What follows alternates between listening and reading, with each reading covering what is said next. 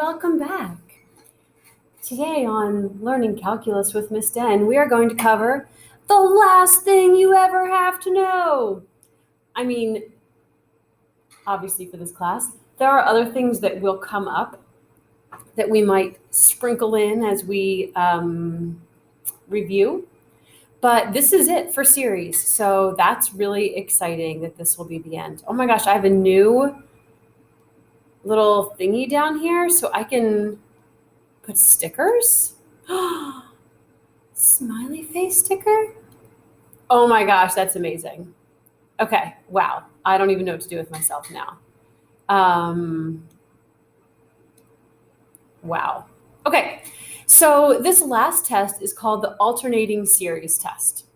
Now, this applies to alternating series, but we don't use it because the alternating series that we get are going to be too complicated to be able to use this test for. This test is really just used to determine convergence at endpoints. You never would have thought that that was necessary. But you know how in the last video we would find the interval of convergence because there were x's in the problem? And let's see, we would end up saying, oh yeah, well, x has to be between 1 and -1. Let's say we ended up with that. Well, we haven't actually talked about why don't I have equal to signs down here? Well, that is because sometimes it is equal to and sometimes it's not. So far we've just been treating everything like it's not equal to, even though sometimes it will be. So when I get my interval of convergence, I have to go back and test both endpoints to decide if the series will converge at that endpoint or at the other endpoint. Sounds confusing. It's really not. The basics of this test say, so the basic thing is going to be, two things are either going to happen. Either I'm going to have a harmonic series that does not alternate, or I'm going to have a harmonic series that alternates. That just probably sounded really confusing. I have a lot of words here that I don't even really need to go through, but I will just quickly. So the basics of the alternating series test says that if I have an alternating series, that series will converge if all three of the following conditions are satisfied. A, the terms strictly alternate, meaning positive, negative, positive, negative, positive, negative. I can't go negative and then positive, positive, and then negative, and then positive, positive. That's not strictly alternating. That's just a weird pattern. Number two, the terms of the series have to get smaller and smaller. That means taking away the alternating form. Like, so, 1/2, 1/3, 1/4. Even if I go minus, plus, minus, the 1/2, the 1/3, the 1/4, those numbers are getting smaller and smaller. So disregarding the signs, do the numbers themselves get smaller and smaller? And of course, the limit of the function has to be 0. So I can't go -5, +4, -3. That would not give us a series that converges because hold on. Yeah, the limit of the function still wouldn't be 0. So anyway, we've got to have fractions. The bottom's still got to be bigger than the top. Okay. Oops, that's not what I meant to do. All of this to say this. Oh my gosh, this is such a cool eraser. The big deal here is, sorry, this is a new little format and I'm, not really sure how to use it. There we go. I can put fireworks. Oh my gosh, this is so fun. Oh my God. Okay, sorry.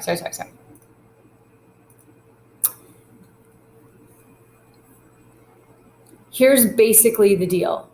The regular harmonic series. So if I just have 1/n, this diverges, just like always. But if I have the alternating harmonic series, this converges. That is really the only big deal to come out of this. So if you haven't listened to anything until right now, this is what you need to know. The harmonic series still diverges, but the alternating harmonic series converges. So the harmonic series, again, to remind you, is the 1/2, 1/3, 1/4, 1/5. If that's all addition or all subtraction, that diverges. But if it alternates, let's say that's negative plus, now all of a sudden it converges. It means those terms, as they get closer and closer to zero, we have like -1/2, +1/3, -1/4, +1/5. I converge around zero here, and I do have a series that is small enough that I can blah, blah, find the sum for. Okay, how do we actually use this thing? I will show you how. So let's actually do a problem so you can see what the heck I'm talking about and you don't have to feel so stinking lost. So for what value, let's just say we've started new. We don't even know about alternating series or whatever. We just see this problem. For what values does this series converge? So when I start this, the first thing I do is I ignore the alternator. So I haven't really seen an alternator yet because I haven't given you one. But when I see a series that has an alternator and I'm going to apply the ratio test, excuse me, or direct comparison test or whatever, I'm going to ignore the alternator until I'm finished. So if this says for what values of x does the series converge, I right away know I'm supposed to either use the geometric series test or the ratio test. Those are the only ones that tell me what an interval of convergence is.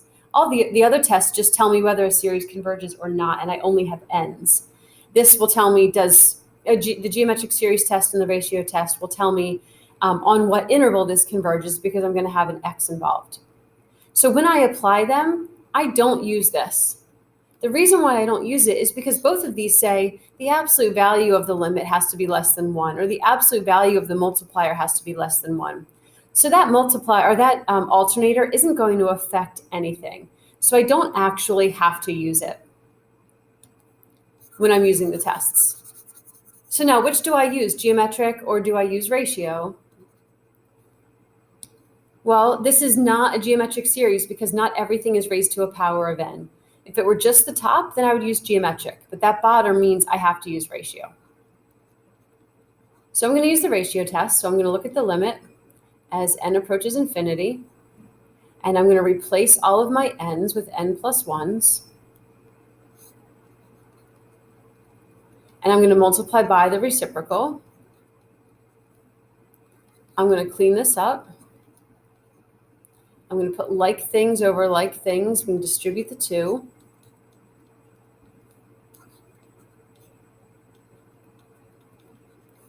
And I'm going to look at the limit. So if I look at the limit of this,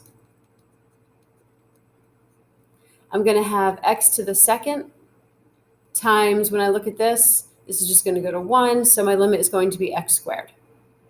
Okay? So that means that my series is going to converge when this is between 1 and -1. All right, I'm going to erase this so I have more room.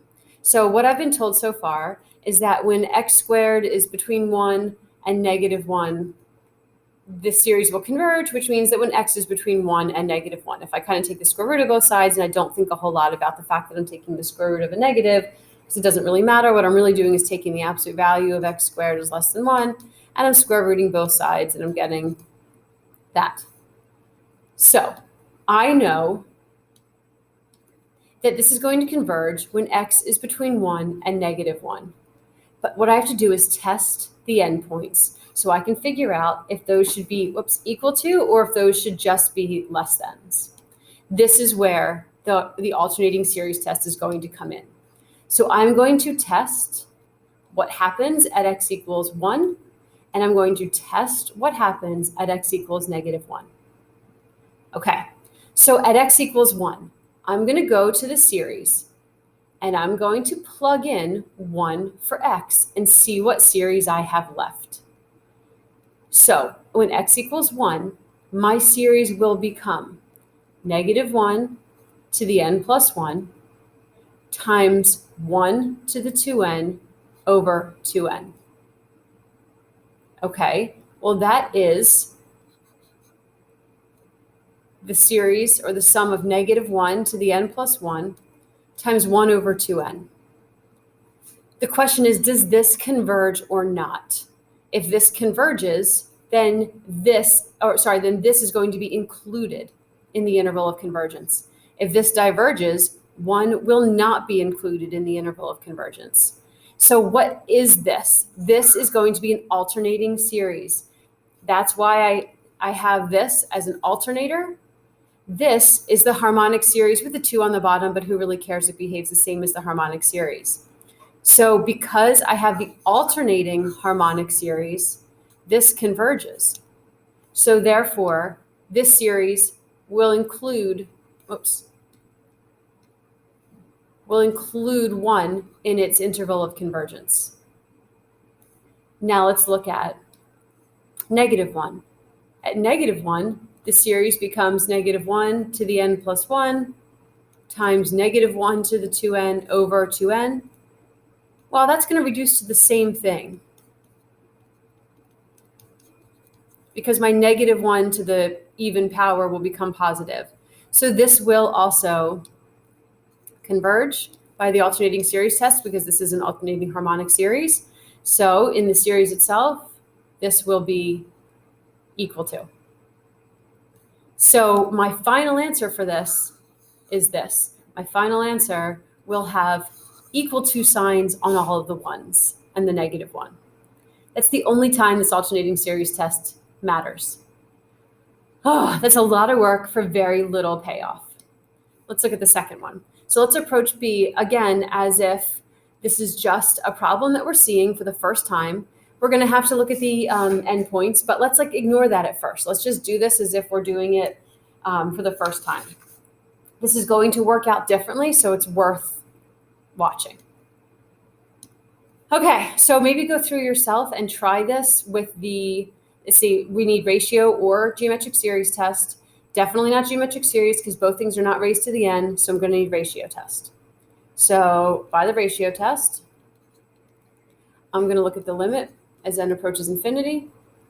I'm going to plug in n plus 1s for all the n's and multiply by the reciprocal of the series. I'm going to rewrite and regroup.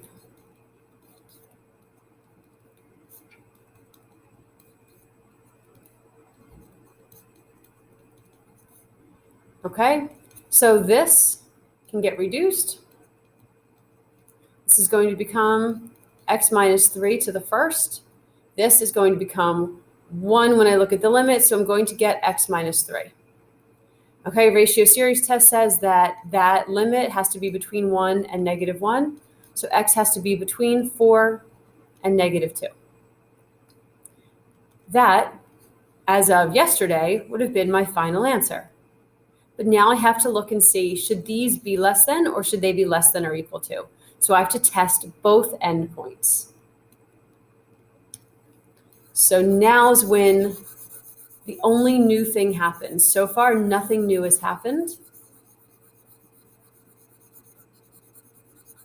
A nifty little eraser.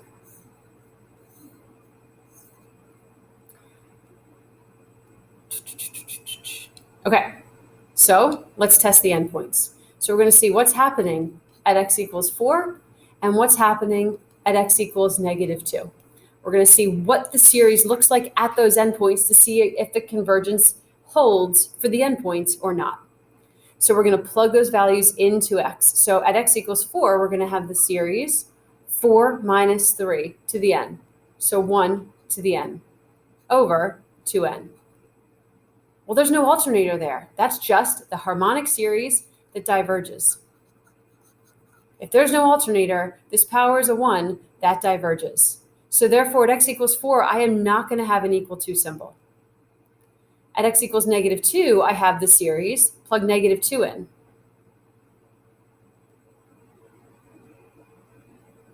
Oh, for a second, I just stumbled over that.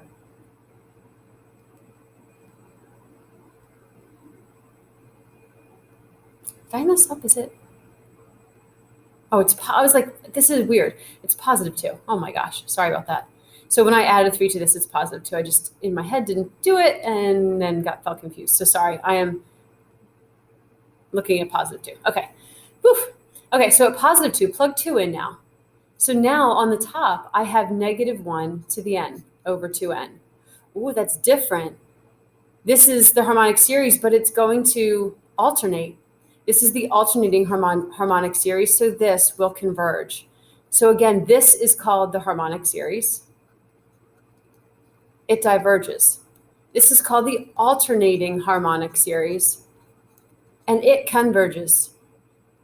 So just by making it alternate makes the harmonic series converge. So therefore, we will have an equal to sign at 2. We will not at 4. So for what values, if I'm going to write this up really officially, for what values does this converge? X converges when it is between 4 and 2, but equaling 2. This will be an open-ended question, and it'll be a point or so. It's not the end of the world. But yeah, there we go. Okay, then I included 2 more problems in these notes just because they are different. Oh, look. Fireworks. And I thought it would be a good idea to just go over 2 different kinds of problems that might show up that are a little bit bizarre. So here we go. This should be basically the end of new material. And these aren't even new. So we just finished the end of new material. Oh my gosh. Whoa. Fireworks. Oops, that's not fireworks. Fireworks, fireworks, fireworks. That is so exciting. Okay, so I thought these would be 2 good ones to try. If I were you, I would go and just try them out and see what happens, and then come back and see if it makes any sense what I did. Okay, so for what values of x does this converge? This is not geometric, so I have to use ratio test. So ratio test, limit n approaches infinity, 10x to the n plus 1 over n plus 1 infinity.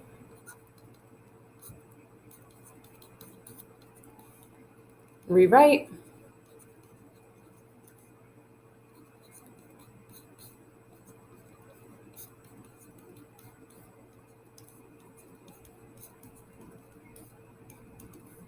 And let's reduce this. Oops.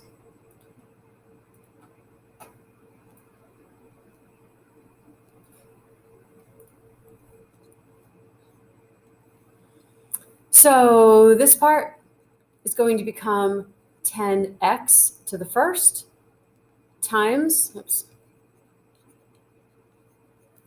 This is going to become 1 over n plus 1. The way these factorials cancel out. If you weren't sure about that still, go ahead and ask. But everything will cancel from n on down, so n plus 1 is the only thing that's left.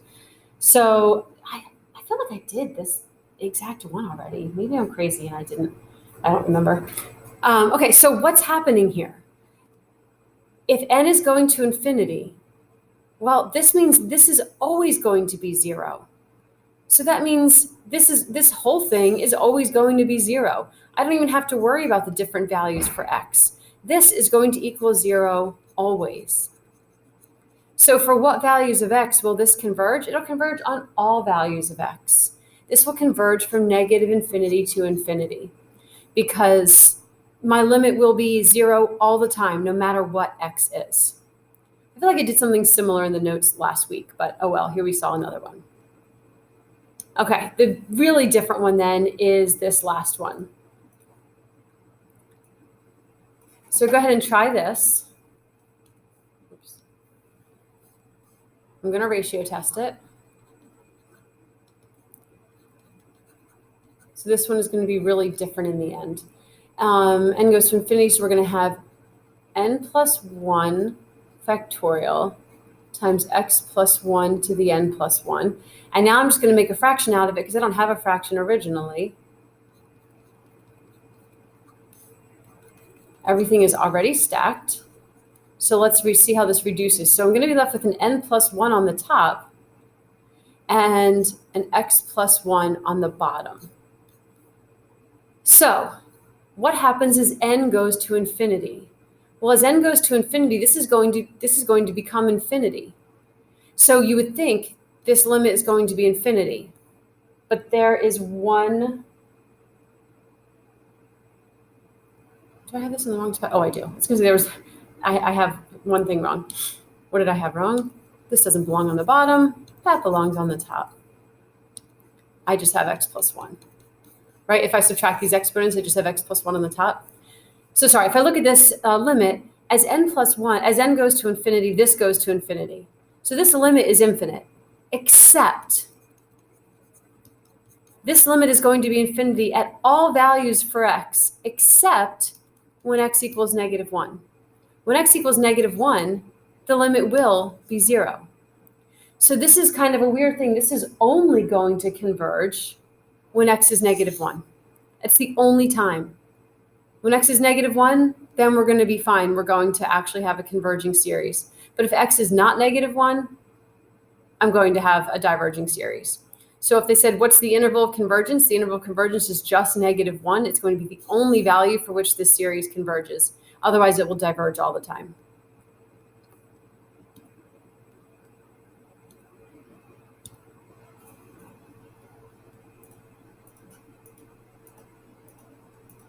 Obviously, you need fireworks for that. All right, anyway, that's it. The big part to understand is just this alternating series test and what it does. Don't beat yourself up about it. It's pretty, how do I do the whole thing again? There we go. It's not the biggest deal in the entire world, and hopefully you learned something.